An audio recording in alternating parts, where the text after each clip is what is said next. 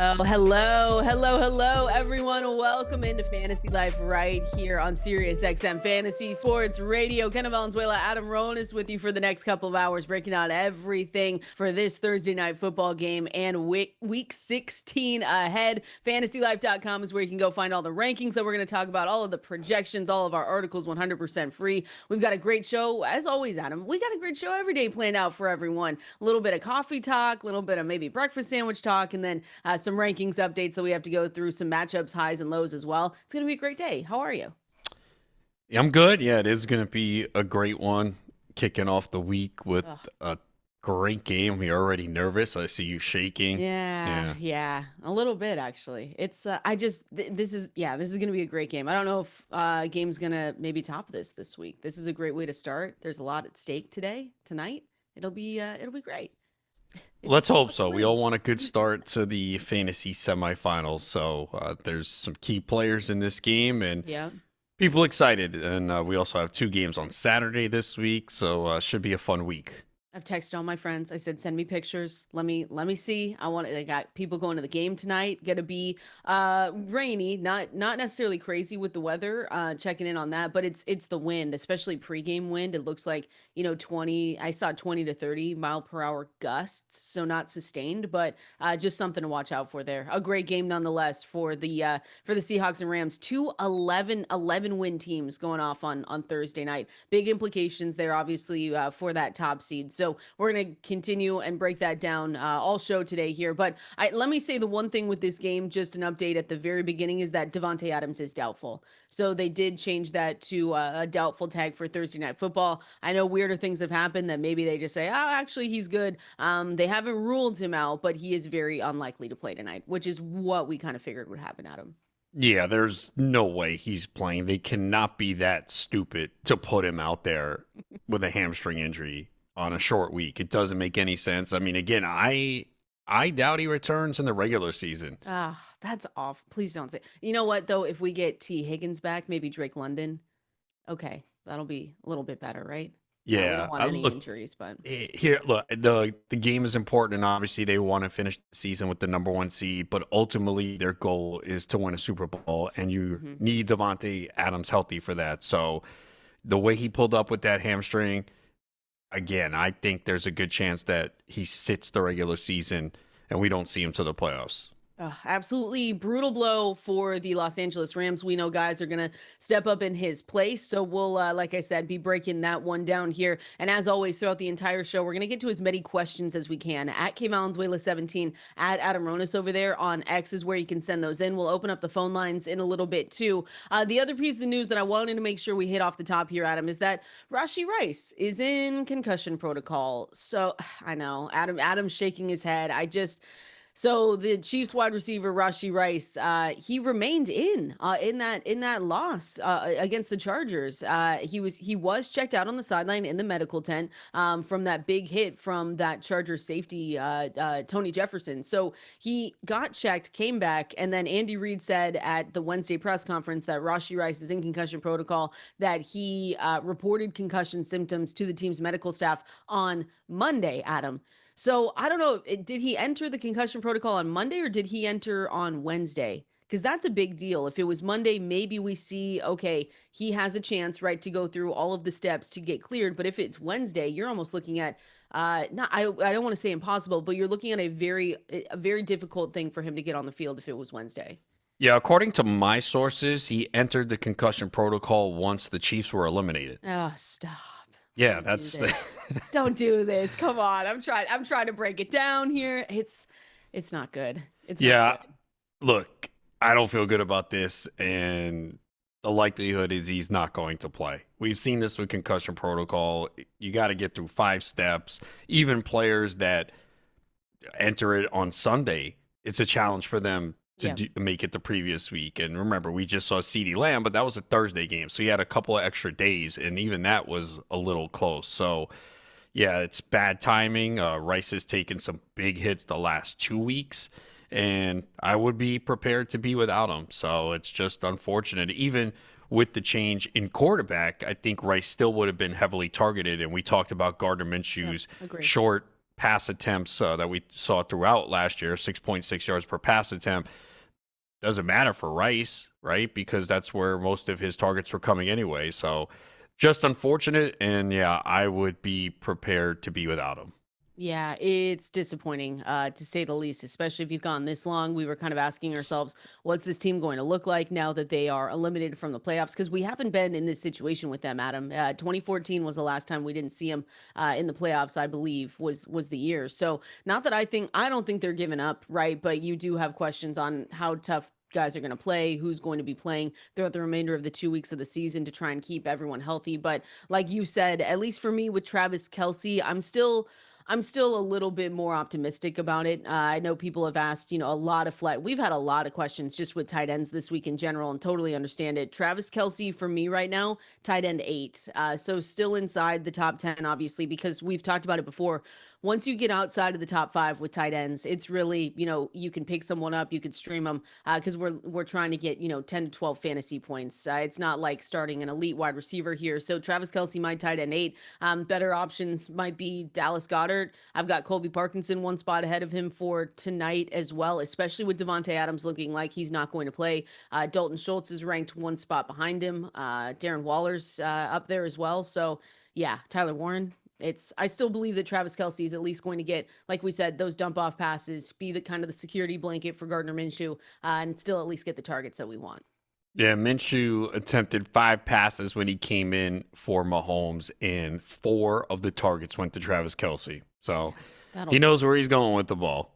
That'll do it. And that's really all we can ask for, right? If you're someone that has Travis Kelce that's playing him, that's really what we're going to look for going into week 16 here. The other couple pieces of news, a little bit smaller here because we went through Davante Adams. I did see that Devin Neal, Devaughn Vele ruled out for the Saints. So I don't if you had Devin Neal, you probably picked him up off waivers, right? He was someone that we talked about, especially with Alvin Kamara going down when Kendre Miller was placed on IR. They've both already been ruled out by Kellen Moore. So I guess the question is, Adam, are you willing to continue going down the depth chart for the Saints, right? Audric Estime would be the next guy up in this offense. We talked about Tyler Shuck as someone that you can stream. I still stand by that, especially against this bad Jets defense. It's almost like it's a matchup you want to take advantage of, but how far can we go with it really? This is probably for deeper leagues when we're talking about the running backs here with Estime. So what are your expectations? Are you willing to go that far? It depends how desperate you are. Are you doing it? You've got bad running backs. Yeah, unfortunately, in the GST, the waiver wire is closed. So okay, if he was available. Oh, if he was available in that league, yeah, I would pick him up. I mean, right now, I lost Bam Knight. So brutal. Yeah. So it depends. I mean, there are people in leagues that maybe they had Woody Marks, and we don't know if he's going to play. It sounds like he could.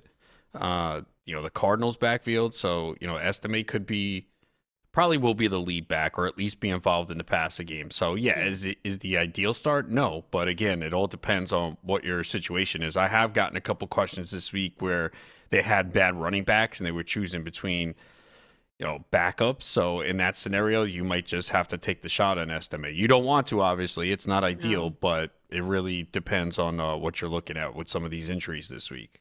Yeah, it's a brutal week for injuries. It's going to be interesting how these next couple weeks play out, to be honest. But at least, like I said, you don't have. It looks like I shouldn't say that.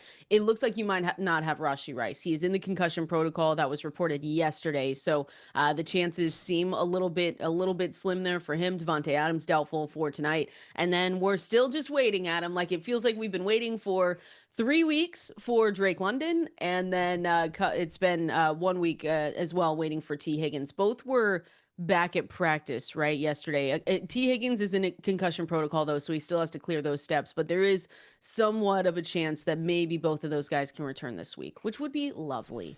I mean, Higgins did practice last week and still didn't play, so... I mean, he got the extra time now, so the fact that he was at practice, at least a good sign that he's headed in the right direction. And with London, let's see how he responds. First practice in weeks. Is he there today? Is there soreness? Does he bounce back? I'm hoping I could really use London in the league. Been waiting for him. And we talked about how great he was before he got injured. He was dominant. He was an elite receiver. And the offense is in a great spot this week. If there's any week that London can come back and lift you to a victory, this is it. Going up against Arizona, they have been atrocious defensively, specifically against the pass, and that total is at 48.5. And I think everyone's expecting a high-scoring game, which means it'll be 13-10. The last 3 games that we saw him, because he was out against Miami as well. I don't know, wasn't a concussion? Maybe it was a concussion week 8 against Miami for Drake London. But the 3 games after that, because we haven't seen him since week 11. So week 11, 10, and 9, 38 fantasy points, 24.4, 18.9. And then we haven't seen him the last 4 weeks since then. But it really would be a nice piece to get back. I'm sure it would be a nice piece for Kirk Cousins, because he's another one where I know when we look at that game, that was the Thursday game last week. But Kirk Cousins put up 26.9 fantasy points.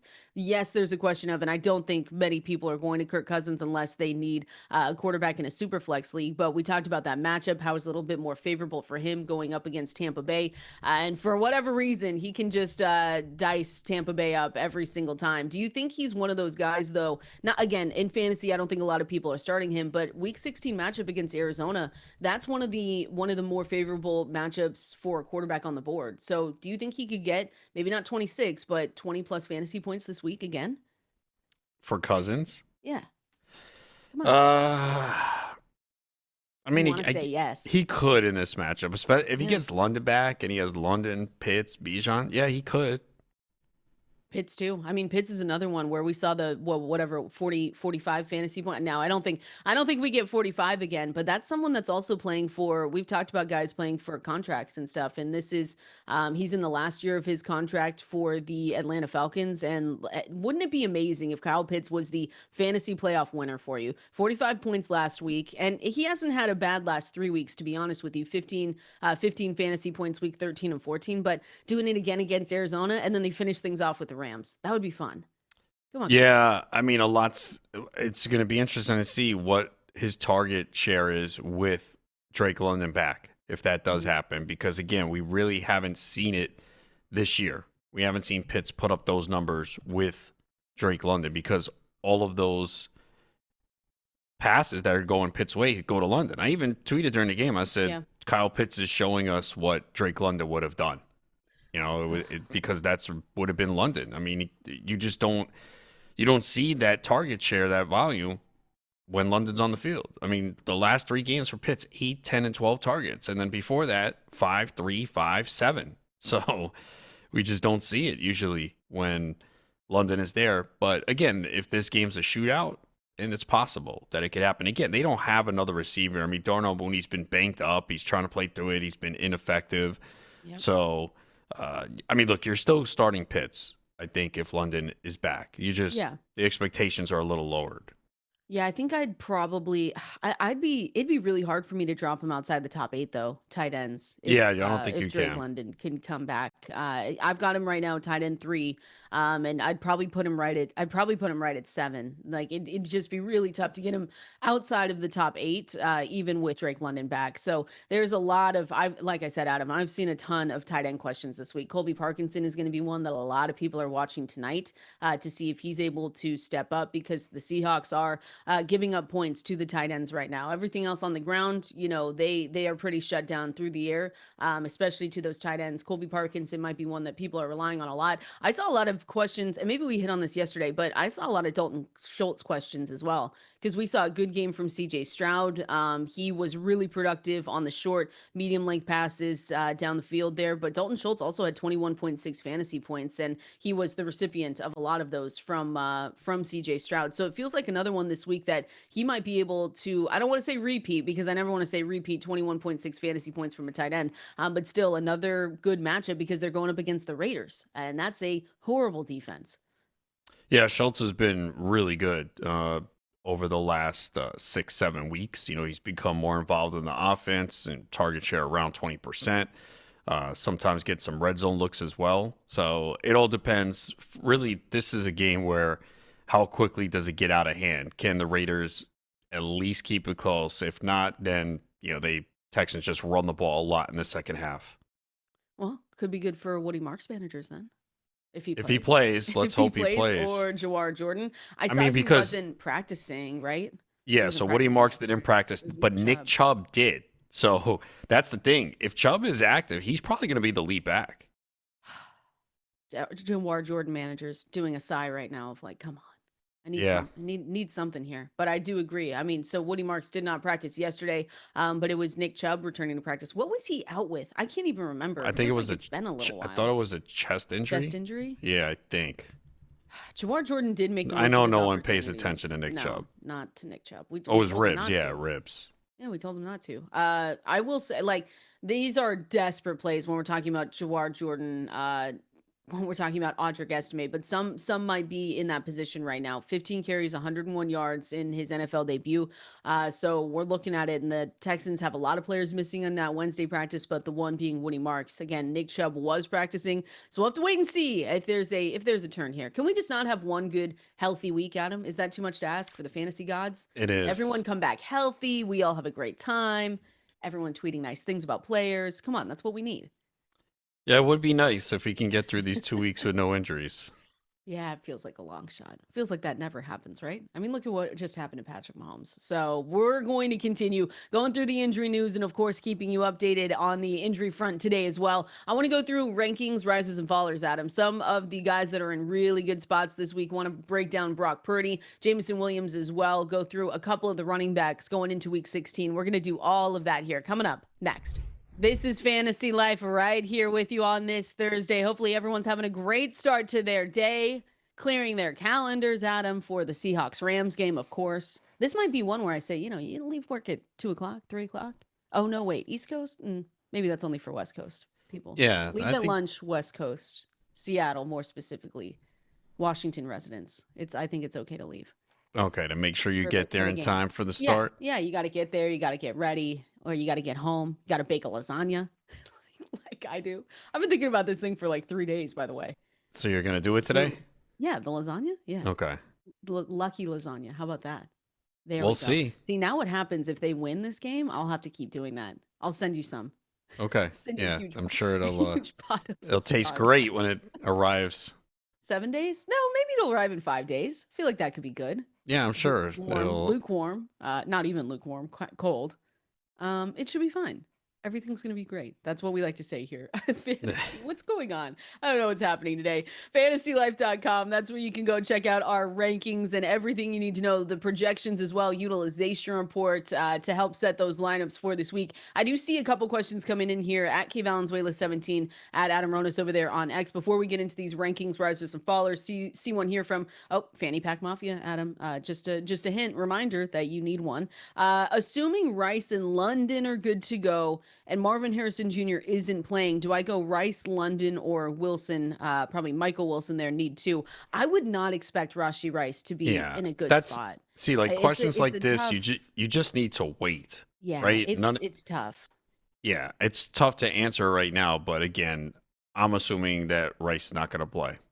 Yeah, so we always like to err on the side of caution, right? So start looking at your lineups. Don't set them yet, a little bit too early. But if you want to just see what it could look like for the week, I always use caution. And I say, okay, if I have Rashee Rice, I'm going to act like he's not in there so I can make sure to have a better option to put in. I know Marvin Harrison Jr. did return to practice yesterday, so he might be good to go this week. And I know Michael Wilson managers, not necessarily happy about that, Adam, because we saw in that one, I think it's been one recent game, I should say, when Marvin Harrison Jr. did come back, Michael Wilson was obviously limited. He did not get as much attention. He came away with 7 targets, which is not bad, but 3 receptions, 36 yards, 6.6 fantasy points. So if Marvin Harrison Jr. is back, you do have to unfortunately downgrade Michael Wilson. No matter what he's shown us, at least I'm taking that from what we saw last time, Adam, 2 weeks ago when he came back. He just wasn't as involved. Yeah, it was also a lower scoring game too. It was 20-17. I don't think Arizona can play in that type of game anymore. But Brissett did have 40 pass attempts, 301 passing yards. McBride had 9 targets. Harrison had 7. Michael Carter had 6. Wilson had 7. So it's still probably tough to bench Michael Wilson though at this point. Oh, he's been so good. Yeah, I mean, is Harrison close to 100%? Is he limited? So. Yeah, you probably need to wait on that one. But I still think in most scenarios. You'll probably move Wilson down a little bit, but he's still, again, we talk about all these receivers that we don't feel confident starting. You're putting Wilson above a lot of those guys. Oh, yeah, for sure. I mean, look at the production that he's gotten you in games without Marvin Harrison Jr. I mean, you've been at 16, 37.2, 21.8, 33.5 fantasy points. So, you know what he can give you? You know what? I'm circling week 17, Cincinnati. Cincinnati against Arizona could just be like fantasy points galore, I hope. Trey Yeah. McBride. I need 45 from Trey McBride. Oh, Minimum, yeah, that's actually. it? Just 45? No, minimum. I expect a little bit more from him. Well, the way he's going, he might get it. He could do that. I'm just saying. More rankings, rises and fallers, the ones that I want to talk about here. I will just say I saw a couple just 49ers questions. I know yesterday we went through Ricky Pearsall being banged up, Jauan Jennings on a pretty good trajectory for the last couple weeks of the season, but Brock Purdy is someone that I did move up the rankings here, Adam, for the San Francisco 49ers. We saw him against Tennessee. Of course, we expected big things. He got 26.2 fantasy points there. He's actually averaged 18.2 points per game in 6 starts. So he's obviously inside the top 10 for us this week. His projections are really nice too. 17.2 points for a median and then 24.2 fantasy points for an Xfinity best ceiling. So mid-range QB1 this week, and feels like a good spot for him as well, going up against the Indianapolis Colts.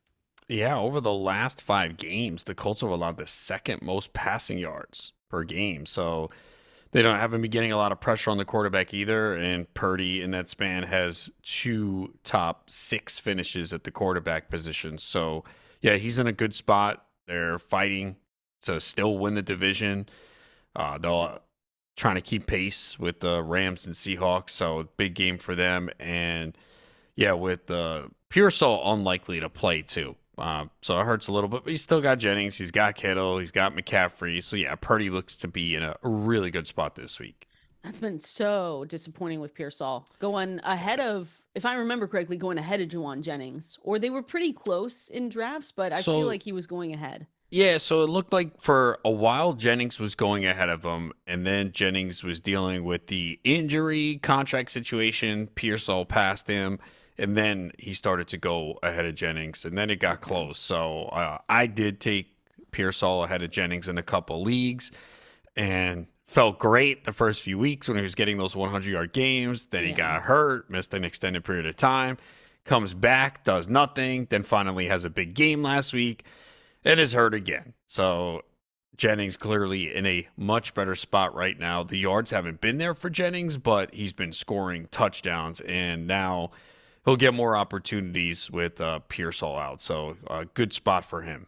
Yeah, Jauan Jennings too. I mean, over the last 4 games, 23% target share. Like if you have Jauan Jennings, because you're right, it was frustrating for most of the beginning of the season. You're wondering how he was going to come back, how he was going to look, but 23% target share, 14.3 fantasy points per game. That's over the last 4. I mean, you'll take that every single time here, Adam, especially with how you probably navigated the beginning of the season. Might have been starting, flexing other guys ahead of him.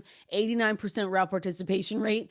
Ranks first among wide receivers on the team, I should say. And George Kittle, it's him and George Kittle, obviously CMC still in this as well, as the top option. So we've got him projected actually for 12.5 fantasy points, 20.3 fantasy point projection for the Xfinity best ceiling. So he's a mid-range wide receiver too, especially in this matchup with the Colts, who have just, you're not going to have Sauce back again. This is the Monday night game as well. So yeah. Maybe go get dinner or something. You don't need to watch that. No, you got to watch it. I mean, there could be you deciding your fantasy season that night. You've got some lineup locks in this one. CMC, George Kittle, and then on the other side, just Jonathan Taylor. Jauan Jennings maybe too.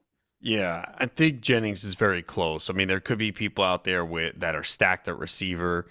They hear, oh, Jennings is lineup block, and they're like, well, I got Puka and Nico Collins and Mike Evans. Don't overthink it. Don't overthink it. Don't overthink it. You don't need to do that. But someone that has definitely risen up the rankings as well. Same with, listen, you don't need us to tell you that you're starting Jameson Williams, but now is just the time that we can talk about how dominant he's been since, honestly, when did Dan Campbell take over? Week 10? I believe it was, when he took over the play calling duties. So since we've seen that, Jameson Williams has just been absolutely amazing. I know that it's been 5 games without Sam Laporta as well, but Williams has a 24% target share, 7.4 targets per game, 92.4 air yards per game as well. He's averaging 18.1 points per game with a great utilization score as well. So this is another one, Adam, where people don't need us to tell them, but I do just like to say when guys continue to climb up the ranks, he for us is actually a top 12 wide receiver, with Amon-Ra St. Brown there as well. So you absolutely love to see what he's been able to give you, especially in the back half. I feel like it just clears everything that happened at the beginning. He didn't have a bad start to the season, but he only had 2 really good outings before their bye in week 8. Yeah, I think Laporta going down was massive for Jameson Williams. It just took another player out the mix that was getting targets because they don't go to any other tight end. And that was the one big concern going into the season. It was like, okay, they have all these players in this offense. Like, there's going to be weeks where someone is left out. And for a while, it was Jamo. Like, he just had too many games of, 1 catch for 9 yards. We've had 2 zeros this year, including a 0 on November 23rd, which was recent. But outside of that, he's just been great. At least 88 receiving yards in 5 of the last 6 games, finding the end zone. I mean, look at the targets the last 3, 10, 9, and 10. So consistent part of the offense. This is what people were hoping for when they drafted him. So it was a bumpy ride if you were able to survive it. He's become a real difference maker right now in fantasy. And the last one I wanted to hit here, of course, there's still some questions with Christian Watson being able to come back. It looks like he was a limited participant, though. He was. I think he's playing now. Yeah, so am I. So I wrote up Jayden Reed because he has been someone that out of all the receivers, if we didn't see Christian Watson, he was the one that was going to climb the rankings the most for me. But I don't know, Adam, if Christian Watson's out there, was the chest shoulder injury, how confident are you? I mean, you have to start him, right? It's not a situation like Davante Adams where I did see a couple questions from that. If they told us Davante was going to go today, we were a little bit skeptical about it. But if it's Christian Watson, who's gotten, hopefully, goes through a full week of practice here, I mean, how confident are you in starting him again?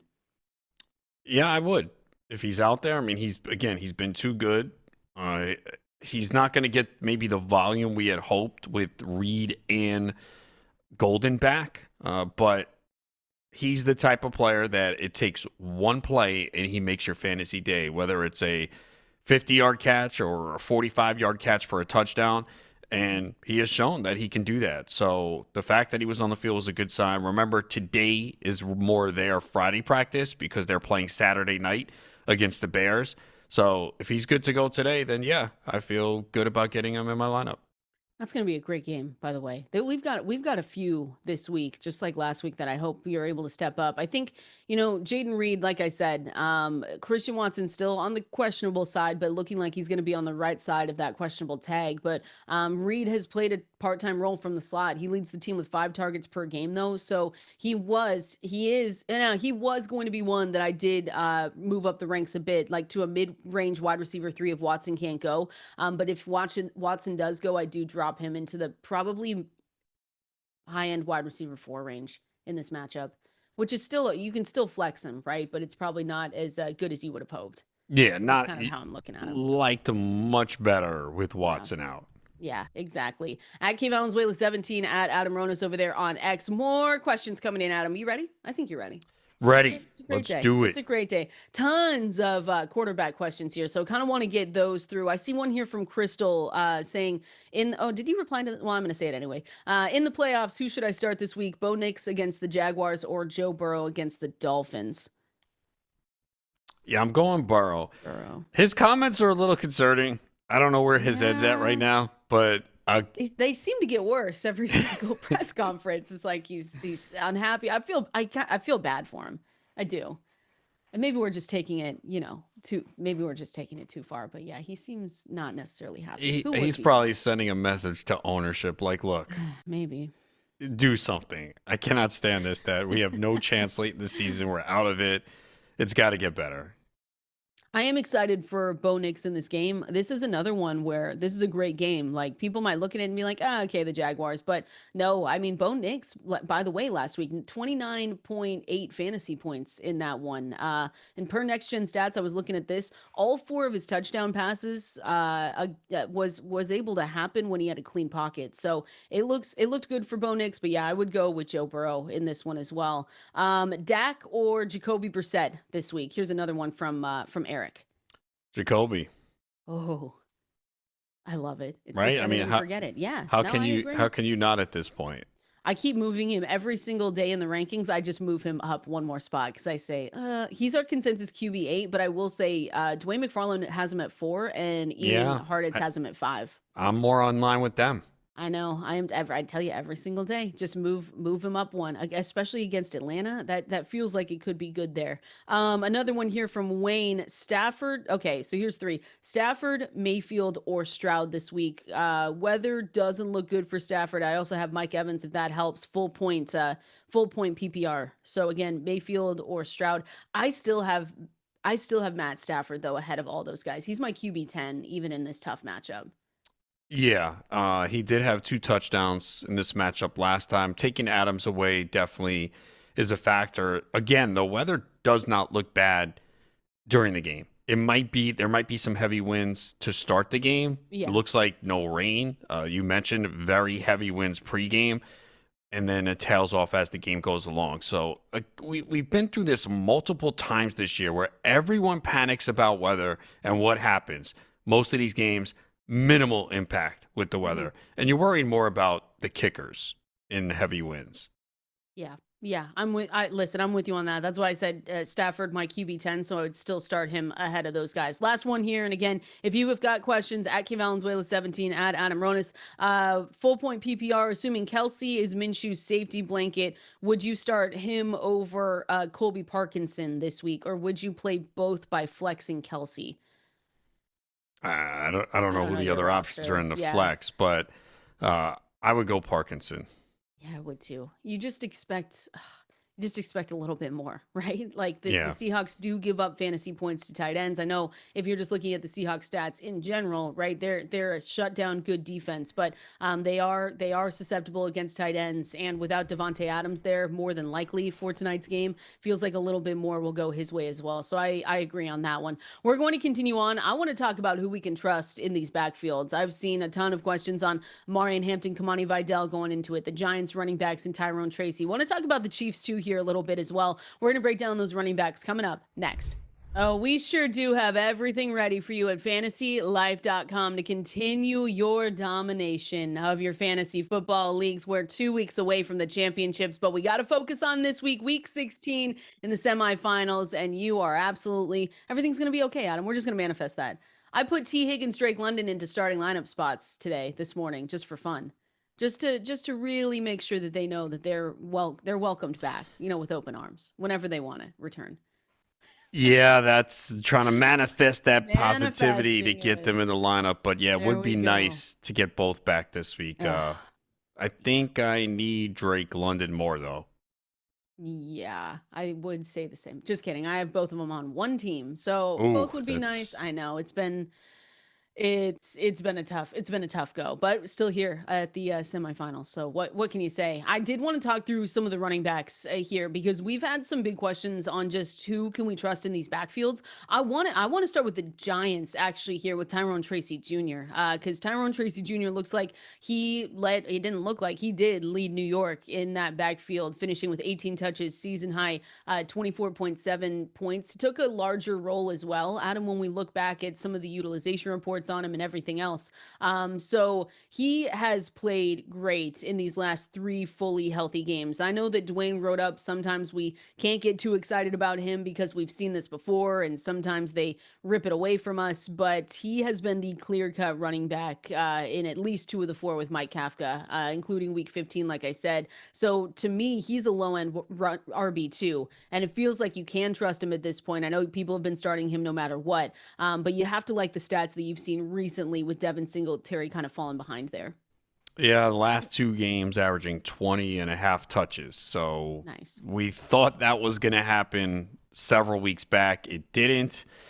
and now it has shifted. So you got to hope that it continues, obviously. And he's got involved more in the passing game last week with the 3 catches. So, yeah, it's some good signs there for sure. Touchdowns, though, are lacking. He did have the receiving touchdown and a rushing touchdown last week, but 2 touchdowns last week. He's got 3 total in the season. Really? If you would have asked me that, I would have said maybe 4, 5. Yeah, it was more than that.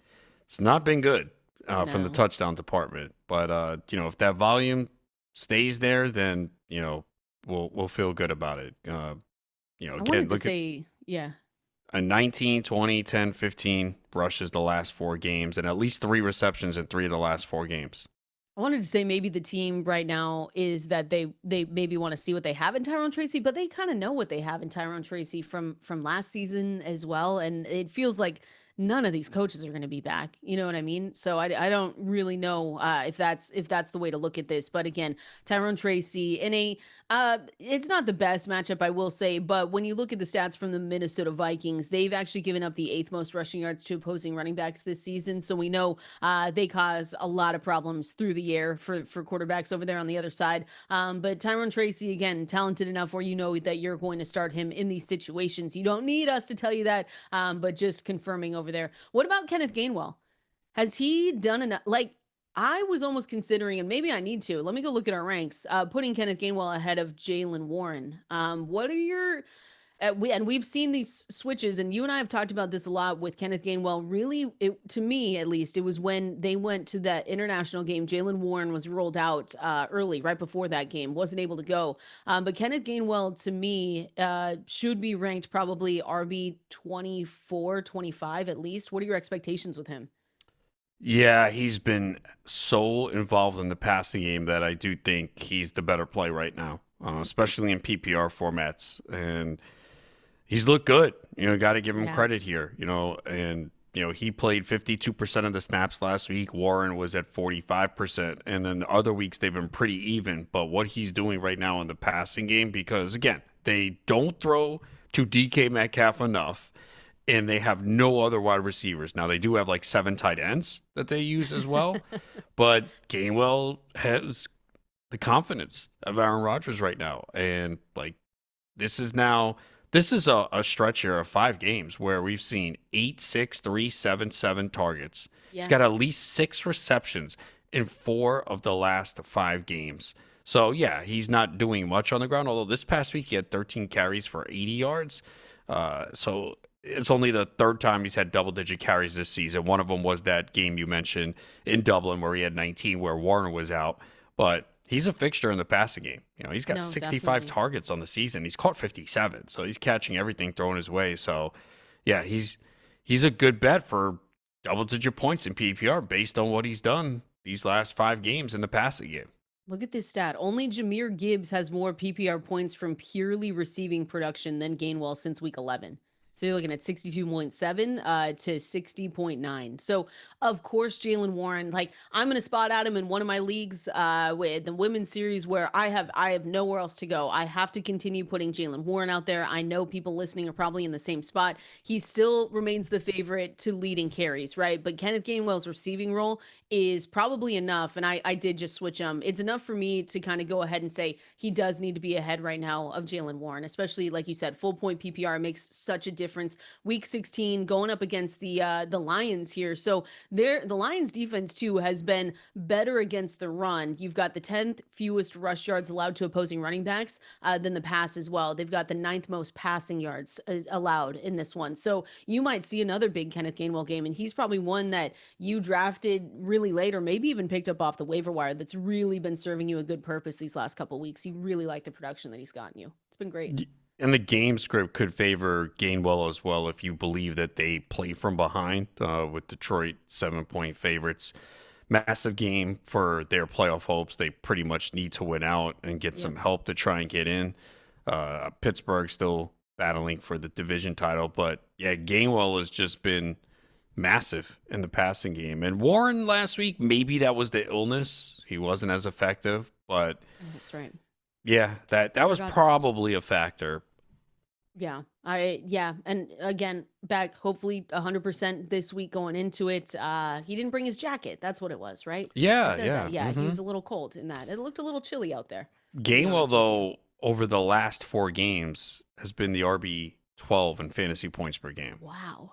Hmm. Yeah, he's been down the stretch. He's been kind of a little bit of a hero, or at least someone helping you Yeah, going and into these and the fantasy matchups. problem is, like, again, Warren's been okay, but he is losing work to Gainwell in the passing game, and Oh, that's yes. really hurt him. Because again, it's not like Warren has done much on the ground recently. He does have 3 touchdowns in the last 4 games. He didn't score last week, but he's the Gainwell taking over that passing work has really hurt Warren. Yeah, it's not been great, and it's really come down. You got 3 receptions, 3 and 2 over the past 3 weeks, and you've got some with zeros in here for Jaylen Warren as well. So again, Kenneth Gainwell, you're starting him up. This is a good matchup for him as well, and you like where he's put you going into week 16. Going to continue on with some of the rankings, risers and fallers, more of this backfield talk as well, and some of your questions here. We're gonna do all of that coming up next. This is Friday. Vibes are Friday. What? This is Fantasy Life. What is going on? I don't know. You What? I have don't. problems. Whoa. This is it's the game tonight. I'm telling you. This is Friday. What are I we mean, doing? you This did is Fantasy Life. Kendall Valenzuela, Wednesday. Adam Ronis. Wednesday was Monday. Thursday was Friday. This is Friday. What is happening? I don't know what's going on. Anyway, this is no, well, it's not Friday. Sorry, everyone. Adam's not going to tell you to leave at the end of the No, show. that's your job. And well, maybe towards the end of the show, maybe some Washington residents can leave. But this is Fantasy Life, actually. Kendall Valenzuela, Adam Ronis with you breaking down everything for Week 16 across the NFL. And I see a few questions here. I want to get to this one though, Adam, because Keith wrote in, should I bench Kenneth Walker and take the chance that Woody Marks plays this week? No, absolutely not. We talk about this a lot, Adam, and I understand the matchup. People can say, hey, and I've been talking about it too. This backfield for the Seahawks, they had one of their worst performances last week. And when they are not playing well, which has been most of the season, it puts a lot of pressure back on Sam Darnold. But we always want to be cautious. We talk about that all the time, Adam, of erring on the side of they're probably not going to play. Woody Marks was not practicing yesterday. It was Nick Chubb. Maybe we get better news today, so maybe you can wait it out today, Adam. But if I'm waiting to hope that a player is going, I'd rather play the guy that I know is starting today. And I know that's tough, but It is because Kenneth Walker has been a nightmare this I season. know. And The last time they met, it wasn't awful. We can at least say that with him in the Rams. If that wants to give you any hope. it doesn't. Okay. But I saw you pause. Like it doesn't. yeah, it's tough to start these backs right now. I mean, it's just But you have to start him instead of waiting for Woody Marks to hopefully be cleared. You can't. yeah, take you can't. zeros. Especially if you get news today that Marks doesn't practice again, then that is a big problem. And the backups are. He said, or would you be comfortable starting Audric Estime, New Orleans Saints, third or fourth string running back, or Jawar Jordan over Walker? Jawar Jordan, I would have felt better, but Nick Chubb was back at practice yesterday, so I don't feel comfortable enough with either of those two guys to start them ahead of Kenneth Walker. I would rather just try and get, hopefully, a floor of, 8 fantasy points with Walker, and you hope that he goes off a little bit more tonight, but I'm just not risking taking, a potential 0 or going with those other two. Yeah, that's the one unfortunate thing about these Thursday night games. It forces you to make tough decisions where you don't have the complete information on other players. But you cannot risk a 0 at this point. You need to get points. And unfortunately, it looks like Kenneth Walker is going to be the play there.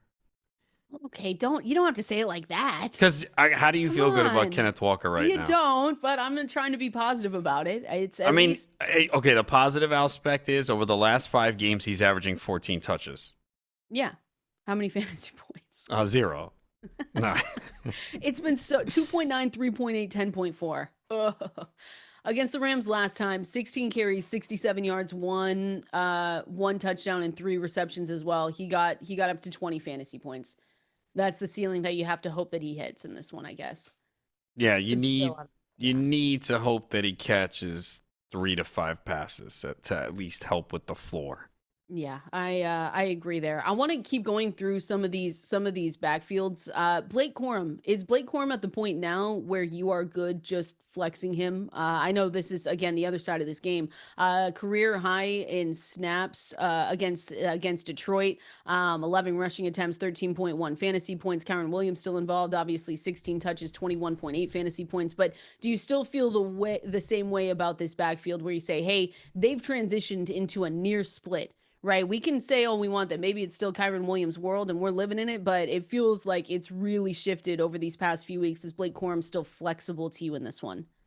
No, I don't feel as good about it because, again, he's dependent on getting a touchdown. So he's still an RB3. Like, he's not higher than that. And it's not ideal to start him. I know it's worked out so far, but you can't count on double-digit carries from him. And what happens if he doesn't score a touchdown? And you don't get the fantasy points that you He's want not there. involved in the passing game at all. No, he's not. That's what I'm saying. It's still a little bit lean towards Kyren Williams there with this game. All right, we're going to continue. We're going to go to the Fantasy Life Water Cooler. Time for the news and notes you need to know. Call us in, send us questions coming up next.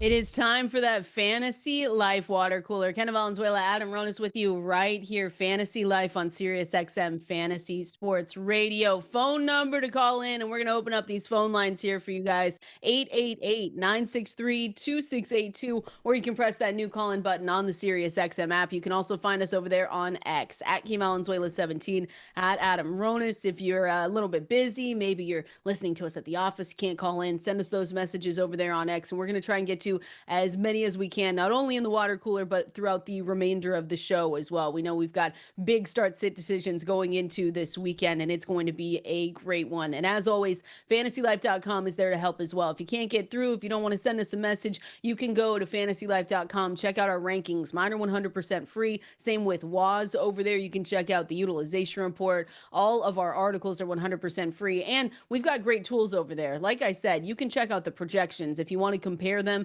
to different players, you can check that out. Also, our start sit tool is very, very helpful. It takes our projections as well and gives you the best and probably the most accurate start sit advice that we can give you there. So fantasylife.com for all of those. And while you're there, sign up for that newsletter, 100% free in your inbox 7 days a week as well. All right, Adam, ready to go? Not too much, I will say, not too much news that came from yesterday. We'll start off with the ones off the top here, which is Rashee Rice in the concussion protocol. This was reported yesterday by Andy Reid saying that Rice was shown or reported concussion symptoms to the team's medical staff on Monday. So that's kind of unfortunate because, again, we have to wait and see if he's going to clear concussion protocol. If not, he is obviously not going to be out there. And without Patrick Mahomes, I don't think this is one where we say, fire up, Xavier Worthy. He goes way up the ranks. It'd probably just still only end up being Travis Kelce in this position. Yeah, just not a good time for Rashee Rice. Everyone was hoping that they would get him to win them a championship, and it looked good earlier in the year, and then Mahomes goes down, and now Rice dealing with a concussion. Yep. And we have a game in Tennessee with a total of 37.5. So, yeah, not ideal. So it'll be Travis Kelce will be the only Chiefs player that you feel comfortable starting if Rice does miss this game due to that concussion. You don't want little Isaiah Pacheco out there? I'm hoping he gets two touchdowns. I will be starting him. He had the early down role. You had to have been happy with at least the role last week. Not necessarily, everything. But he had 70% of the early down snaps last week. And how did that work out for in fantasy? Okay, but at least we're just saying he's got. I don't get points for roles and snaps. But the utilization is there, Adam. I don't get points. This Tennessee Titans defense, so they've given up the 5th most fantasy points per game to running backs. So Look, you have to at least feel better about that. I never feel good about Isaiah Pacheco. Again, I am only starting him because the waiver wire is closed and I lost Bam Knight and I have nothing at running back. I like that. That's how we have to tell everyone. It's like he's only starting this player. No, because you know how people are. If you just say one thing, they're like, "Oh wow, that he's starting Pacheco. He really likes him. Maybe I should get him in my lineup." Let me tell you no, what Adam I doesn't don't. like Isaiah Pacheco. And that one is that. No, that's not the other one where you have tough running backs either, is it? No, I think Got that two leagues. actually, yeah, I have two teams with Yeah. one of them. Well, I have Michael Carter in there, and I That's not bad. think Chris Rodriguez. I mean, he was back practicing Yeah, as well. So that's pretty look at bad that. though. I can't Yeah. believe those No, teams it's are not. going this far. But I one of mean, them hey, has Trey McBride and Puka, so that helps. that'll And then the help. other one has Puka, Lamb, Goddard, who's Mm. been really Yeah, good. Goddard's been insane. You think he can keep? Well, it's touchdown dependent, but we've been saying, can he continue to do that? And he has shown us that he probably can if he keeps getting the work that he's getting. I mean, 25 fantasy points, and he had two touchdowns. Yeah, over the last 2 weeks, I should say, 15.8, 25.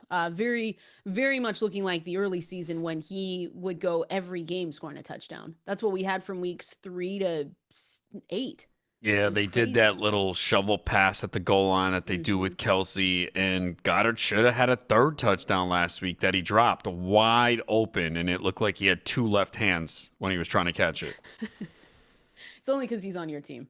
That's why. I can't complain. He came through. He helped me to victory last week. So give me 2 more weeks of this, and then I hope he goes away and doesn't do anything.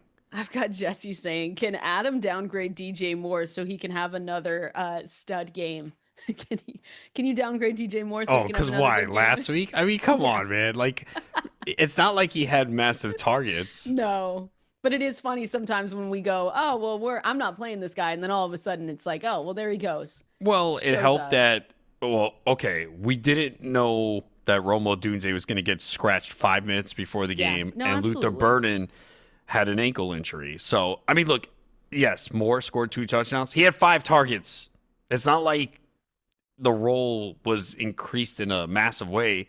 So, look, It if might be though this week. this If week, if yeah, you're look, without both of them. yeah, if they're both out, then yeah, DJ Moore upgraded for sure. Yeah, because the stat that I loved from that game last week with DJ Moore is that he had 3 end zone targets against Cleveland. Now we can talk however we want about the Cleveland defense in that one. Caught 2 of them for those 2 touchdowns, but that was only the 4th time in 124 career games that DJ Moore has been targeted at least 3 times on end zone throws. So again, when Caleb Williams and DJ Moore are on the same page, like special plays like that second touchdown happen where you sit back and you say, okay, this probably shouldn't have made it through. And 9 times out of 10, maybe it doesn't come down like that. But if they do continue with the chemistry and you don't have Luther Burden and you don't have Rome Odunze, we're probably more on the side of Rome Odunze looks like he's not going to play. It's really up to today's practice if we do see Luther Burden, because he was also coming on strong, Adam. He had some really good stats when we were looking at him, on pace for a season high route participation rate before he left that game. But if both of them are out, DJ Moore has the chance to kind of continue what he's been doing with more targets now. We don't expect 2 touchdown games every time, but the role could grow because they absolutely need him. It has to. They would have no choice Mhm. if both those guys are out. So yeah, we might. Wonder if we'll get official word on Burden today. Well, if he's not practicing, because Yeah, it wouldn't be a good sign. this is Yeah, their technical Mm-hmm. Friday, because they play again. This is the Saturday night game, Is this why so you're confused with what date is? maybe, but I don't know what the heck that was. It was like, when you're just sitting there and you're like, I don't know why I said that. Kind of like the other day when I was talking about McDonald's breakfast sandwich. Hashtag not an ad. I don't know where it came from, but we're on the radio, so I just said it out loud. But this is a Saturday game, so just make sure when you are setting your lineups, go a little bit earlier this week for those two Saturday games, right? Yeah, Yeah. Philly, Washington, the first Oh, one, that's and right. then Chicago, Green Bay. All right. And Seahawks Rams tonight here. Another update, just that we talked about earlier. The Devin Neal for the Saints and Devaughn Vele ruled out against the Jets. Again, that means Audric Estime, Evan Hull, I believe, is the second running back over there as well for the Saints. So those two guys climb the rankings a little bit. You might have to be in a desperate position to be starting both of those guys. Does that their tight end, they're going up against the Jets, which is not necessarily the toughest matchup in the world. I think we can all agree on that. But if you're looking at a potential tight end to stream for New Orleans, does that elevate Jauan Johnson for you at all up the rankings, or not necessarily? Yeah, I mean, I don't know how much higher you could put him in the rankings. There's again some other tight ends in good spots this week. But it will help. I think he's borderline tight end 1 this week. Okay. That's not bad. So again, we've got Rashee Rice in the concussion protocol, Devin Neal, Devaughn Vele out for this game. And then it looks like Davante Adams is going to be doubtful for this game tonight as well. Odunze, Luther Burden did not practice yesterday. DeAndre Swift was limited. The other one that we've gotten a lot of questions on is Houston. Nick Chubb returned to practice. Woody Marks didn't. So if you picked up Jawar Jordan, Adam, and you were hoping, you're in a bad spot, you need another running back, if either of those two come back, you have to downgrade Jawar Jordan. He might still have a role, but it won't be like what we saw with 15 carries, 101 yards, or at least that's what I'm expecting. If Nick Chubb comes back, I would expect him to take lead role there, and Jawar Jordan be the RB2 in this offense. Yeah, I mean, Chubb, I think it was a limited practice, but he was back, so that's a good sign for his status for this week. So, yeah, if both were out, then yeah, you can fire up Jordan. But if one or both play, then not going to be ideal. Maybe he gets some fourth quarter touches, but you can't depend on that against Vegas with the Texans as massive favorites in this one. Watch them lose this game. Why would you say that? Why? Why would you put that out there? It's the NFL. That's how it goes. Well, the Panthers are underdogs in this one, so they're probably going to win it. They are underdogs, They can't 12 win straight games that the Panthers insane. have been favorites. They have not covered, and they've lost. Ask me the one that tilted me the most. The one that eliminated you in Survivor. Panthers, I don't remember. Saints. What week was that? Do you remember? Who did they play? It was like the Saints? Yesterday. It was the Saints. Felt like yesterday. Okay. It was like 5 weeks ago now. Oh, yeah, 17-7. Was it 5 weeks ago? It feels like it was I don't know. way I'm longer. I'm truly guessing. I guess so, yeah. I'm trying to put that out of my mind. I'm seeing it here, yeah. It feels like yesterday when I was Panthers are such an odd team. You just don't know which team's going to show up. Why would I do that? Why would I pick? And I said that. Why would I pick the Panthers? And then there I go, sending the email saying I'll take the Panthers. Ugh, stupid. I think it was It still hurts. The Bills eliminated me. Yeah, that was a big week where some of those, because it was the Bills against the Dolphins then, right? Yes, it was. Yep. Sorry. Yeah, 30-13. They lost to the Dolphins. It's unbelievable. That's kind of embarrassing now looking back at it. That was when the Dolphins started to play very well. Oh, okay. And now? And now, yeah, now it's ugly. And now we're changing it up a little bit. RJ Harvey for the Broncos over here. RJ Harvey was back practicing in full. So that's good news because he was one where he left the game, I think it was late with the rib injury, fourth quarter, and was not returned. But it looks like he should be good to go. And he sits, as an RB2 for me in my rankings going up against Jacksonville. With the Broncos, though, I will say Pat Bryant was practicing in full as well. So he was out with a hamstring injury. Because Pat Bryant missed, we saw a really good game from Troy Franklin. I think, though, if Pat Bryant is back, Troy Franklin, the target share, he had 21% target share. You have to expect that to come down if all of these wide receivers are out there and still healthy. Yeah, that's not good for Franklin. No. If Pat Bryant is back. Last week. I know, and I was hoping. I think I have to use him this week. I have some injuries at receiver, so you have some injuries everywhere. Oh yeah, but my home league really got. I already lost Neal; he's out for the week. I have Woody Marks. I have Pearsall.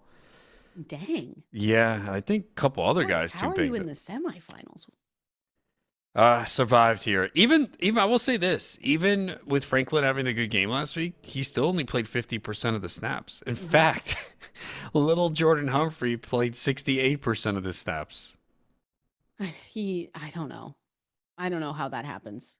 Yeah, but Bryant, so the last time we saw Bryant on the field, Troy Franklin only played 26% of the snaps. So I'm saying you have to downgrade him. He might be in flex territory for some people, especially if they just look at the 20 fantasy points last week. But if Pat Bryant's back, and like you said, he played behind little Jordan Humphrey. Route participation was 76% for Humphrey, 62% for Troy Franklin. I don't know what goes on over there. I really don't. Neither do I. And you still have Marvin Mims in the mix, and then they use 3 tight ends. So, yeah, I mean, Broncos are fun. Yeah, super fun. I know what's fun though, going out to the phone lines, taking these phone calls here, and make sure you're calling in 888-963-2682. If we don't get to you here, just hang tight. We're going to try and continue to get to the phone calls throughout the remainder of the show as well. Let's start off with Mark in New Jersey. Or you guys could go get some lunch on him, some tomato soup. Mark, what do you got Tomato for us? soup. Stop with that. What it's you. Good No. afternoon, guys. Anyway. Hi, Mark. Long time Sorry. listener. Hopefully this is not the last. You guys Yeah. there? Yeah, Yeah, we got go you. ahead. Okay. So a couple questions. Tight end, Kincaid, Gaddison, or Ferguson. And then at flex, Wan'Dale Robinson, Brees Hall, and DJ Moore if Odunze is ruled out. Mhm. And just a side question, am I a complete idiot for wanting to start Dak over Drake May? Ooh, okay. You want to start with the Dak Drake May question, Adam? I don't think you're an idiot for that. No, but I maybe would other still- things, but I don't know you that well. But I would still start Drake. Would you get? You know what? I gotta stop asking you these Do questions. it. Rick. I would go Drake May ahead of. I would go. yeah, Drake I don't May think ahead of it's Dak. I don't think it's crazy though. Baltimore's No. defense has really been coming on and playing very well.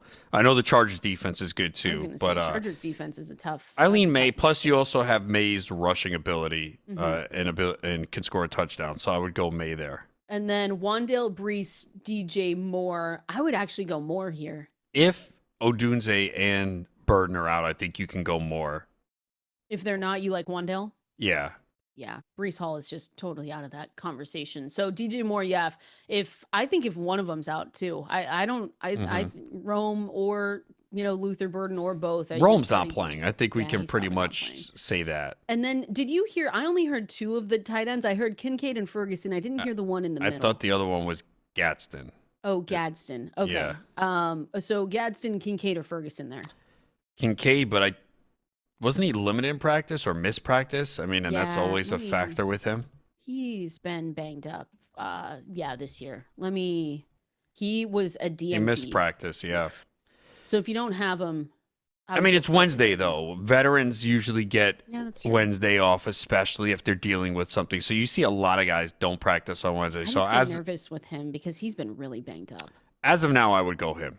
Yeah. If not, I would go I think- Ferguson if he's out. Yeah, I think, the other two, maybe Gadsden against Dallas. I mean, Dallas, again, weak against the pass. Quentin Johnston, he was back at practice, I think, right? Quentin Johnston yesterday? I don't know. Okay. be Yeah, honest. no one, you I'll don't look. care about him. I get it. Well, I just don't have it in front of me, okay? He was appreciate- limited. Trey Harris and Quentin Johnston were limited. So, Okay. yeah, right now I would go Kincaid, but you got to keep an eye on the injury report. Let's go out. Appreciate you calling in, Mark. Let's go out to Murray in Baltimore. Murray, what do you got for us? I'm in a standard league with a lot of bonus points. Who would you play, Lamar or Stafford? In your analysis, consider that my opponent has Puka, and Stafford and Puka could, level each other off. And also, I've got Zay that I could play to link with Lamar. And then there's the weather in tonight's game. Mm-hmm. But who do you think? I would still, even with all that, Adam, I've got Stafford inside. He's my QB 10 this week, right? He's my QB 10 for Murray here. But I would still go Lamar, and I understand people, and I would do the same thing. I don't have Lamar, but with how he's kind of gone up and down this season, at least last week, 14.6 fantasy points, 21 the last week, going up against New England, I would do Lamar here. Yeah, plus he can run a little bit as well. And again, last week, you can't look at last week's game and take much away from it. He attempted 12 passes. They ran Yeah, it was 37 plays. They had 40, but 3 were kneel downs to end the game. So they just didn't have the ball. Well, I mean, they can't do considering that against New England, and considering that 12 pass attempts, 150 passing yards, 2 touchdowns, he also had 2 carries for 26 yards. He rushed for 43 yards the week before. So, yeah, it's not what we wanted from Lamar Jackson. We had way higher expectations, but it has gotten a little bit better. And again, Stafford does have a tough matchup tonight. Again, a lot of situations, I think you're okay starting Stafford. I see a lot of panic on Stafford. I think you do lower expectations because this could be a low-scoring game, but it's, Stafford has pretty much gotten it done like every game this year for the most part. So you want Stafford over Lamar? No, I said Lamar, but I'm just saying, okay. like, people are like just dismissing Stafford as if he's going to have a horrific game here. No, it's not going to be. It's going to be a great game tonight. And I'll say only two other quarterbacks besides Josh Allen that we saw last week have reached 20 fantasy points against this Patriots defense. So Lamar Jackson is still in that range for me, though. Let's get through another one here. Let's go out to James in Michigan. James, what do you got for us? Hey, how you doing? So I was coming out of the first week. But I think, I was set with Rashee Rice in my flex, and now that's all messed up. Trying to figure out who would be best to take my flex over him between Monangai, DJ Moore, Carter, Kincaid, or Hunter Henry. And if I could add one more quick one, I picked up Waller to play my tight end, but the Tua benching might throw that into a loop. Would you still play Waller, or would you take Kincaid or Henry over him now? I would still play Waller if it's between. Well, if we'll just watch the Kincaid, I would watch the Kincaid reports because he was not practicing yesterday. Again, that was a Wednesday, so hopefully he's able to come back. Like we said, I've got Dalton Kincaid though ranked as my tight end 12. Darren Waller right now is my tight end 11, so he's still right there. It's a coin flip for me between Darren Waller, Dalton Kincaid. I do like the matchup against Cincinnati, but because of the quarterback benching, like you said, we don't really know where we're going to get with Ewers. So I would understand if you wanted to go Kincaid there. And then the other one. So Adam, really with flex though, I'm probably just going to do Monangai, Moore, and Carter, right? Those are the top 3 out of the 5 that he said with Kincaid and Henry in there.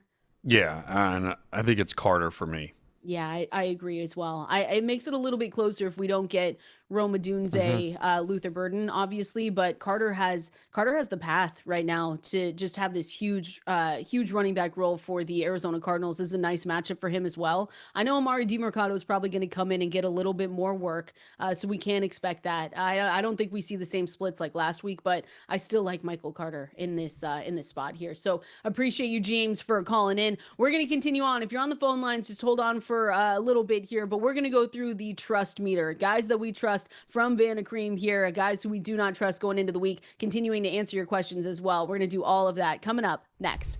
This is Fantasy Life right here on this Thursday. Hopefully everyone's having a great start to their day. We're going to start breaking down this Thursday night football game here. We've got lots of questions, callers as well that we're going to continue going through. But first, Adam, it's time. We got to go through the trust meter from Vanicream. We're going to rate the players scale of 1 to 10 for this week on how much you trust to start them. And again, this is from Vanicream. Gives guys no nonsense, fragrance-free care designed for sensitive skin because even guys need a little bit of help. All right. Trust meter. Where are we at with Quinshon Judkins? Scale of 1 to 10. After the week that he gave us last week, 4.7 fantasy points. How confident, how comfortable are you in trusting him this week? The trust level cannot be high just because of the inefficiency. He's just not getting to 4 yards per carry consistently. Now, he is getting the volume. We know the Bills are susceptible to the run, but the bottom line is, we talk about it a lot. We want a running back with volume because it tends to lead to fantasy production. It's not always the case, and Judkins is an example of that. We've just seen that he has not been great in fantasy, even with these touches. He's averaging, close to 19 touches per game, but it's been a struggle. So I have to say my trust level is 4.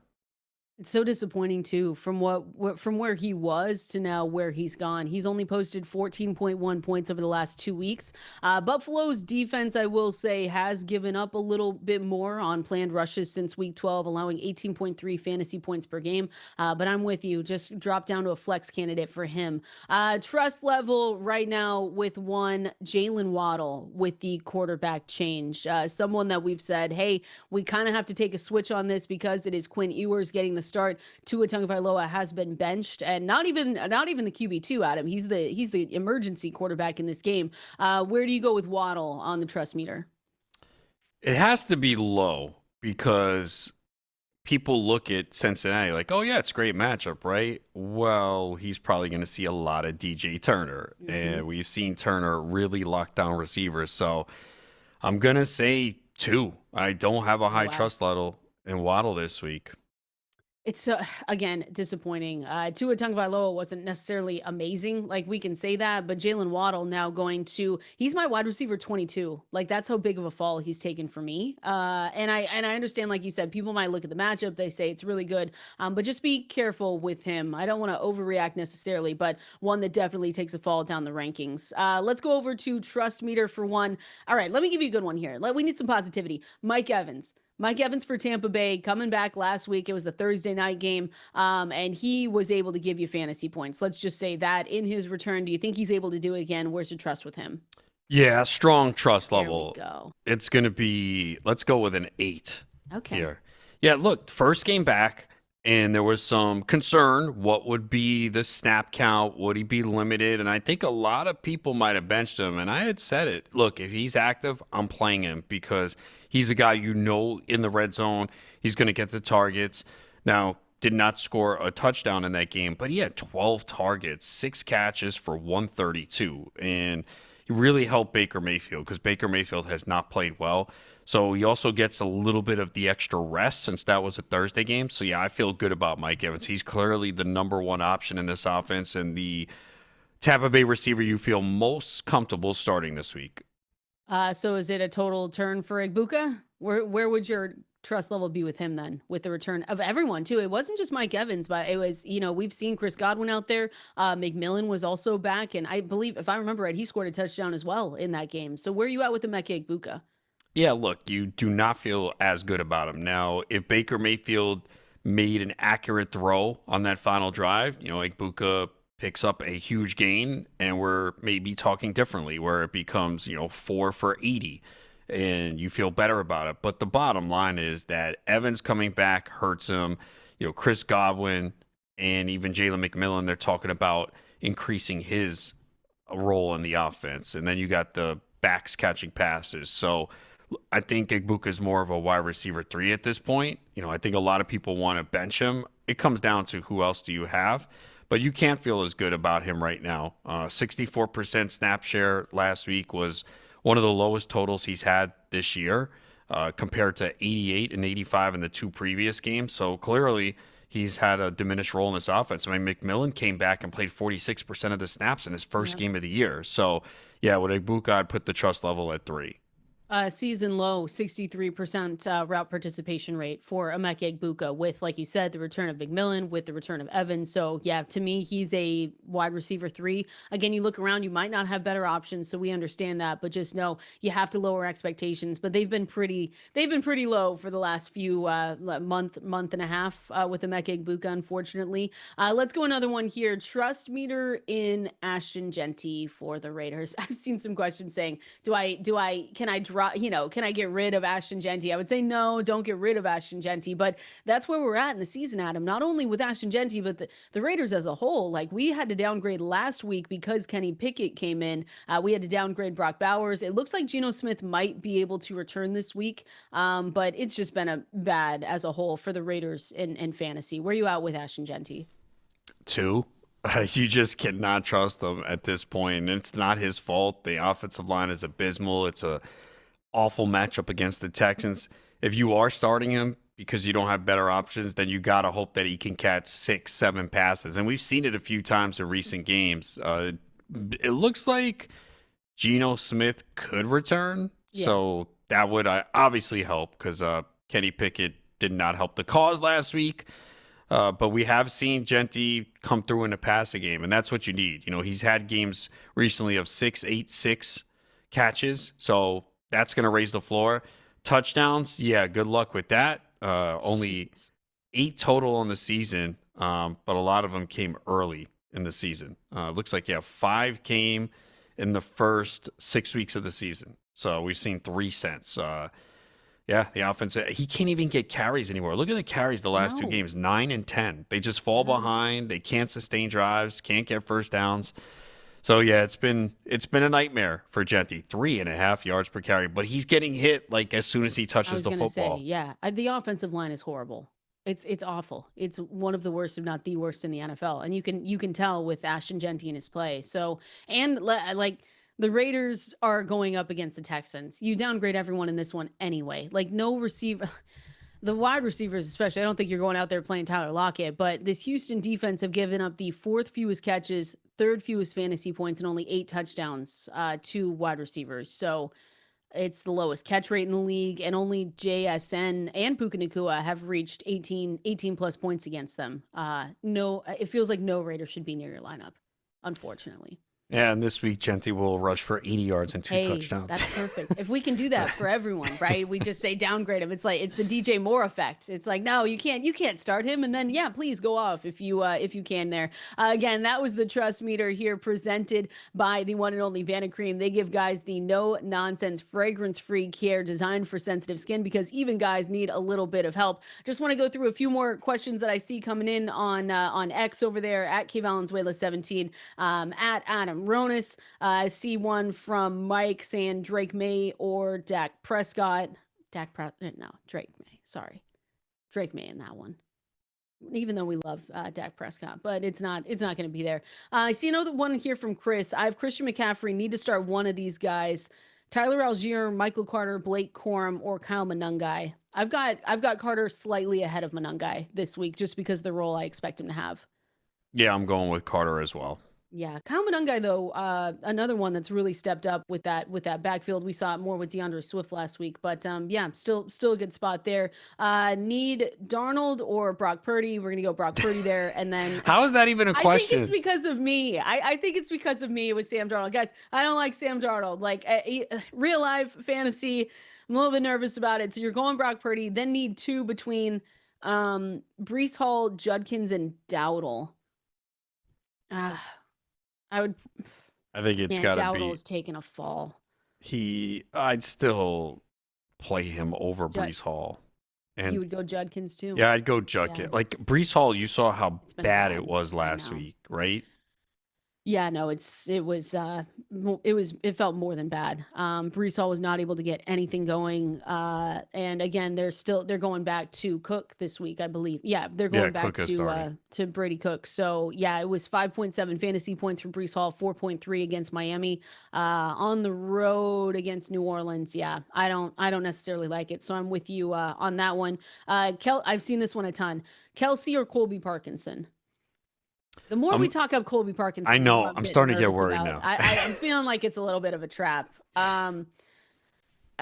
It's a prime time game too, where it feels like everyone's. I love that we're on the same page. That we're like slowly shifting here. I started Parkinson last week, so this is. I'm not rolling with the movement. I've been on the Parkinson train. You're the trendsetter. Here's the thing, though. They've been running a lot of 3 tight end sets to begin with. Like Parkinson was not just last week. No, he has 6 touchdowns in the last 6 games. Yeah. And his snap counts, he's played at least 63% of the snaps in 5 straight games. So you take away Adams. I do think Terrence Ferguson I wouldn't start him, but I think he's got a chance. Yeah, I think like looking at his props or a touchdown prop, I don't really play a lot of touchdown props, but you'll probably get good value on it. Because he's looked good too, and he's going to see an increased role. So, but yeah, I'm going to go with Parkinson over Kelsey. I moved Kelsey 1 spot ahead of Colby Parkinson because of the. I just think I don't know. Rashee Rice. I think Kelsey might have checked out. He didn't check out. He did. It's You're over. saying that because he's working on the wedding. That's all. That's why you're saying that. He's getting married. Yeah. I mean, look, he had 7 for 70 last week, but then I don't know. I mean, look, if Rice is out, that definitely gives him a bigger role. So it's Tennessee. Like at some point I have to stop. And yeah, Colby Parkinson, listen, we still think it's a good game, but the more we talk about it, the more we talk him up, it just feels, is it a trap, Adam? Please tell us it's not a trap. It better not be. Because I really need him in one league tonight. It's a coin flip for me, but I do have Travis Kelce. I just moved him 1 spot ahead in my rankings because of the Rashee Rice concussion. Who else is out there? Gardner Minshew, we know, has a low average depth of target through the air, and we know that Travis Kelce is going to be right there for him because the other guy was Rashee Rice. I think, what did I say yesterday? Like a 4.1 ADOT or something like that. It was one of the lowest in the leagues among wide receivers. So Travis Kelce could be there, the security blanket. So I've got him 1 spot ahead going into into the weekend. We're going to continue on talking through your questions and going through more of the Week 16 matchups. I want to talk about Justin Herbert going up against Dallas, Dak Prescott on the other side here. We're going to break that down and more coming up next. Mike's Hard Lemonade is partnering with Matthew Berry and Fantasy Life to give away weekly prizes all season long, including a trip to this year's big game. Prizes include Fantasy Life Plus subscriptions, gift cards to New Era Homage and Knockaround, TVs, sound bars, and 2 tickets to that big game. And not only have Fantasy Life and Mike's Hard partnered for the sweepstakes, but we've also collaborated on a new 12-pack of exclusive flavors, including Hard Pink Pick 6, Hard Pineapple Rush, Hard Berry Blitz, and Hard Apple Tackle. So go to www.mikeshard.com/sweepstakes/fantasy life today. Enter the sweepstakes and go find the Mike's Hard Fantasy Life 12-pack at a store near you. 21 plus only, premium malt beverage, Mike's Hard Lemonade Co., Chicago, Illinois. No purchase necessary to enter sweepstakes. See official rules at mikeshard.com/sweepstakes/fantasy life. Huge news, Adam. We've got the practice window open for Anthony Richardson. There we go. Ooh. We've been waiting for it. Yes, That's all I have to say. Maybe my super flex league can be saved with Anthony Richardson to the rescue. You have to roll with what you've been. You have to roll with Tyler Shuck, Bryce Young, because I think it's kind of iconic that they've gotten you this far anyway. So I think you just have to let the good times keep going with them. Oh yeah, I will. I'm loyal to my guys. Yeah, and they have gotten me here somehow. somehow, some way. Yes, that's right, folks. Super flex with Tyler Shuck.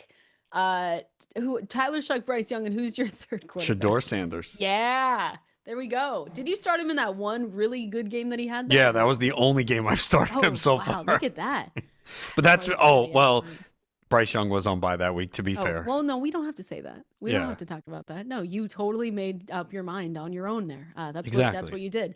Talking about more matchups and rankings here, I do want to hit on Justin Herbert at Dallas, because we know whenever teams go up against Dallas, right, we say, okay, who are we going to pick on? It's usually Dallas. It's usually the Cincinnati Bengals here. So Herbert, it's been interesting since coming back from having that left hand surgery. That was a couple Mondays ago. The Cowboys have allowed like a league most 6.9 adjusted fantasy points on the season. They've given 3 straight quarterbacks 23 plus fantasy points. So I'm looking at this one, Adam, and I know maybe a lot of people don't have Justin Herbert to start, but at least with him, this matchup for him and the running backs in this one as well, going to be a little bit of a boost there. Yeah, I don't think he's still a must start. It's been pretty bad the last couple of games, but it was much tougher matchups, and we've seen what Dallas can do. I mean, they made J.J. McCarthy look really good. So Quentin Williams, too, is in concussion protocol, so that's something to keep an eye on. But, yeah, Dallas has just been getting shredded in the passing game. So if there's any week that Herbert could get going, again, the Chargers' offensive line, though, is not good. That's the only thing. So there are still some concerns, but this is probably the best spot for Herbert that we've seen in weeks. I've got Omarion Hampton RB 26. I've got Kamani Vidal RB 36. So 10 spots apart, but still another one where you could look at Omarion Hampton. We've talked about this before, but hasn't gone back to the role that we saw earlier in the season, especially with the pass catching role. But you look at the Cowboys, they've allowed a league worst 8 touchdowns on planned run plays over the past 4 weeks. So I think both of these guys, especially if you have Vidal, it's been tough to look at them, but I do have them with like really mid-range, high-end RB2 upside in this one as well. Dallas, though, over the last 5 games, second fewest rushing yards per game. They've been much better against the run. I mean, a lot of that is the addition of Quentin Williams. They're so bad against the pass. Like, you shouldn't run on them. You should just pass all over them. I will say with Hampton, though, I am playing him in a lot of instances. It's not what we expected. He's played 33.8% of the snaps in the 2 games back, but he is getting the football. When he's on the field, they're giving him the ball. I mean, 15 and a half touches he's averaging in the 2 games since he's come back. So he's also the goal line back. He did score a touchdown their first game on a reception. Vidal is playing more because of pass protection. But I still think Hampton's the better play. Vidal has done really nothing these last 2 games. He had that 60-yard reception to open the game 2 weeks ago. and it's been nothing else. But they just like him as a passing down back. The pass protection is better, and they have to do everything they can to keep Herbert upright with that left hand injury and the ineptitude of the offensive line. What about Terry McLaurin? Again, when we say a downgrade, we don't mean you're benching Terry McLaurin, but it's downgrading, maybe lowering the expectations, because I mentioned Marcus Mariota as someone that maybe you could pick up as a streamer, not for this week specifically, but for the next week. They take on Dallas. So this week against the Eagles, not necessarily the one that you want to be going up against at full speed here. Terry McLaurin, when I look at this matchup too, in their past 7 games for the Eagles, they've only given 3 wide receivers as many as 10 fantasy points. George Pickens had 29.6 in week 12. He was the only one to get 20 against them. So I'm curious where you're at with the Eagles and what we saw. What we saw last week. People might say, oh, is the Eagles offense back? The Eagles offense with Dallas Goedert was back. But that's another conversation there. Terry McLaurin and just the Commanders running backs as well. What are your expectations? You can't be very high in this setup here against the Philly defense. I do think if you need McLaurin, you could use him. He does have a good history against Philly, but we know he's going to get a tough matchup here. And with the running backs, it looks like Rodriguez will be back. He was a full participant in practice, but he's very dependent on a touchdown. We know he's not involved in the passing game, so if he doesn't score a touchdown, it's not going to be a great week for him. Yeah, he's my RB 35 this week, Chris Rodriguez, with the idea that he comes back. So not necessarily someone that you're running to start everywhere, but we have seen him lead the backfield, the 3-headed monster of Rodriguez, Corey Krosky-Merritt, and Jeremy McNichols there. Continuing on, Adam, the Thursday night football game. We're going to break it down. Hear your thoughts. Adam's going to pick the Seahawks to win, and we're going to break it down coming up next.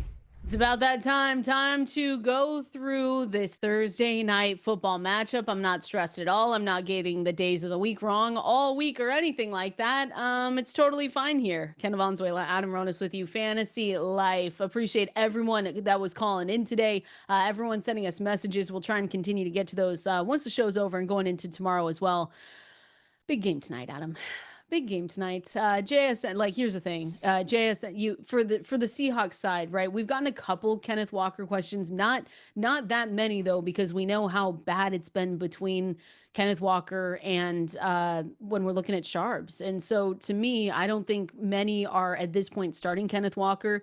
If you have to, you can look back to this game that they played previously against the Rams, but obviously it's going to be different. They were in LA in that one. He had 16 carries, 67 yards, 20 fantasy points, but it is important for this run game to get a little bit better for Sam Darnold. The one thing in that game that we saw previously in week 11 was Sam Darnold had 4 turnovers. And so JSN was still getting it done for the Seahawks side, but really it's JSN for a lot of people for the Seahawks of who they're starting.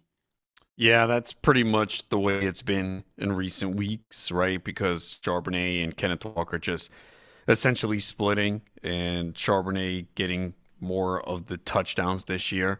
We have seen Rashid Shaheed come along, right? He's gotten more involved in the offense. Not to the point where I think you can start him, especially this week, but he has been more involved in the offense. Shaheed is trending in the right direction, right? He's the second best wide receiver on the Seahawks behind JSN. I know Cooper Kupp is still there, but he did improve, especially the utilization score. Week 15, he had the highest route participation rate, 82%, and target shares, 22% for highest for him, I should say. 12.1 fantasy points in that one. They didn't have Elijah Arroyo in that one, and I don't know if they're having him this week or what's going on there, but he does upgrade at least. He's a wide receiver 4 for me, but I don't think people are going to be going necessarily that direction with him. The big question on the other side is really Matthew Stafford, because Sam Darnold hasn't been one that we've been streaming for fantasy. Matthew Stafford is my tight end QB 10 this week. And so even though it's a tough matchup, even though you might look at pregame wins, he is still someone that is available for you, because Matthew Stafford has had a great season for you. If you picked him up or if you drafted him, depending on what kind of league you were in, he's been putting up fantasy points a lot of the times. Like since week 9, he's only had 2 games under 13 fantasy points. Other than that, he's been giving you 20 plus every single outing. He's been great. He has. Seattle's defense has been really good. They've allowed the fewest passing yards over the last 5 games. But in those 5 games, well, they faced Stafford in one of them where he had 130 passing yards. Remember, the Rams just did not have the ball much that game. They faced Cam Ward, Max Brosmer, Kirk Cousins, and Phillip Rivers. What are you trying to say? I'm trying to say be careful when you're looking at all those numbers. Yes, Seattle's defense is legit, no doubt about it. But sometimes people are like, oh, they've given up nothing the last few games. And it's like, okay, well, who have they faced? So that is a factor. And Stafford has just been money all year long. I do think, though, this is a tough matchup. And, many weeks at Stafford is an auto start. And you see people are having hesitation this week, and they're looking at different options. To me, it all depends on who that option is. I think sometimes people overrate the matchup and go a little bit too far. But I think Stafford can still go out there and throw 240, 2 touchdowns. Despite they've faced the 6th most passing attempts the Seahawks defense has. They've allowed the 5th fewest quarterback fantasy points. They sit 4th in interceptions and sacks. They don't have many quarterbacks to reach 20 fantasy points against them. Stafford, again, was not one of them. 130 yards, 13.2 fantasy points when they met last in week 11. So it's going to be a great game. With Davante Adams out, what are you expecting from Puka Nacua? Who else steps up for this Rams offense? Yeah, I mean, Puka's locked in. Hopefully, he can not let the headlines the last 2 days distract him. He better put up numbers for me, man. Don't be distracted. And yeah, we've talked about it. Colby Parkinson, since Tyler Higbee went on IR, his role has increased. And, he scored 6 touchdowns the last 6 games. It's his former team that he's going against. He did score against them in the first matchup, only had 2 for 14. But yeah, this does set up as a good for Parkinson. And I think Ferguson's not someone you're starting in season long, but DFS player props, I think he's a sleeper. Seahawks have allowed the fewest yards, lowest yards per target, and third lowest catch rate to receivers this season. I'm just saying this as a Seahawks fan, of course not as a fantasy manager, but can I get a go Seahawks, Adam? Come on. Are you taking the Seahawks tonight? It's really a toss-up, but I lean the Seahawks. Yes, and I did not pay him to do that. Just kidding. Checks in the mail, Adam. Appreciate everyone hanging out with us here today. Have a great Monday or Thursday night football game. What's going on? We'll see you tomorrow.